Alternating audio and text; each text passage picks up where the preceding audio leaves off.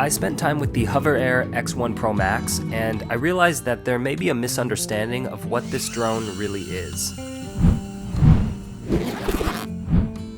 If you need a detailed spec breakdown and thorough testing of all the features, this isn't that video. Watch other channels. But I wanted to speak about my experience and hopefully answer who this drone is for, because I don't think it's for the masses like DJI's drones are. The X1 Promax is a specific tool that excels with a very narrow target audience, but for those people, it's phenomenal. Let me start with who should avoid the X1 Promax. It's not for someone who wants a drone just for the joy of flying. The X1 Promax's range and battery life are pitiful by 2025 standards, and it's advertised as 1 kilometer max range with the remote, and in reality I got maybe half of that if I was lucky before the weak signal warning came on. The range is basically within eyesight. Battery life is also advertised as up to 16 minutes, which in reality it lasted about 8 to 10 minutes. Compare that to DJI, which averages 10 to 13 kilometers of range and 31 minutes of battery.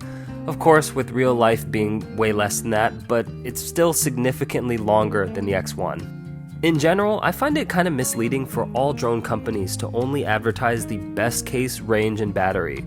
Like, I'd prefer they advertise it as a range instead, just so to set people's expectations a little bit better.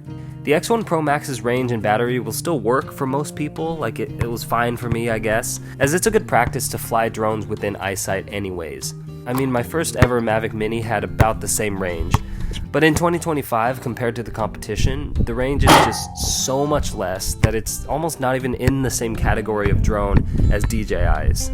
But handling wise, the X1 Pro Max was really good. I mean, it handled windy days enough, and it had really snappy handling and speed for such a little drone. It's not for someone who wants to see what they're recording.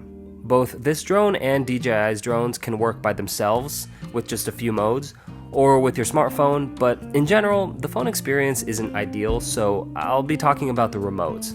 DJI's Controller 2 has a 5.5-inch display, and HOVERAir's controller has like a 1.5-inch screen. So good luck seeing small branches or telephone wires, good luck seeing anything. It was barely large enough to fly, but impossible to see people's faces from a distance or properly frame some shots. And it's not for someone on a budget. Both the drone by itself and combo with the battery and remote are more expensive than DJI's Flip and Neo. Luckily, the X1 does come with 64 gigs of built-in storage to save some money, but again, this is a specialist tool and the price reflects that. And now for the most important part, who should get the X1 Pro Max? Get this if you're into action sports. It's the pitch made on the website, it's mentioned in every review video, but the X1 Pro Max's automatic follow and subject tracking is probably the best on the market, period, for two reasons.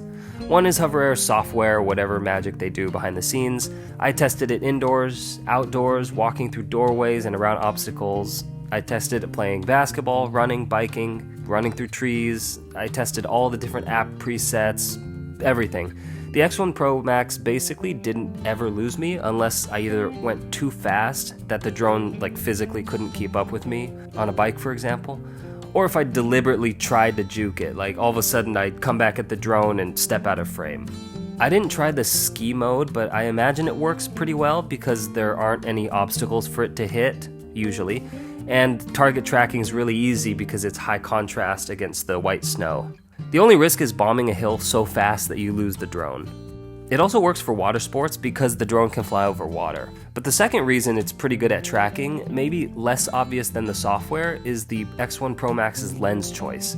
They went for a 16mm equivalent ultra-wide lens, which gives kind of an action camera look compared to DJI's 24mm equivalent. The X1 Pro Max's image looks really great. It's not so fisheye warped that it's distracting, but the genius part of this lens is it allowed the drone to follow closer to me than DJI to get equivalent framing, which naturally just having the drone closer to the subject made it follow it better. And thanks to having that wide angle, it appeared like you were moving faster than you were. And especially for action sports, the video was cooler looking, because it conveys the speed or feeling of being on a bike. And lastly, get this drone if you want a compact drone. The X1 Pro Max folds super small and slim, it's kind of ridiculous.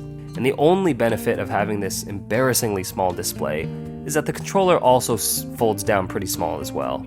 So the kit was really portable. It's way smaller than the DJI Flip, and it's about the same size as the Neo, but the camera quality on the Neo is nowhere near the X1 or the Flip, so the Neo is almost in its own category as well. And the X1 Promax's small size also had flying benefits. Another reason why the X1's follow mode is so good is because the drone is just physically small enough not to run into objects as much when the environment gets tight.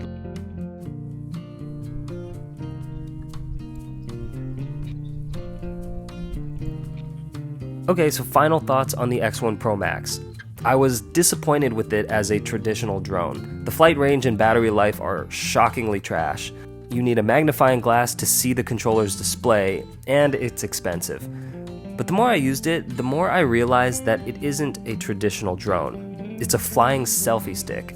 The auto tracking and follow capability are the best on the market by far, especially for action sports. It's smaller than the competition with similar image quality, so not counting the super compact drones with kind of crappy cameras. And because of those attributes, it was as fun to use indoors as it was outdoors.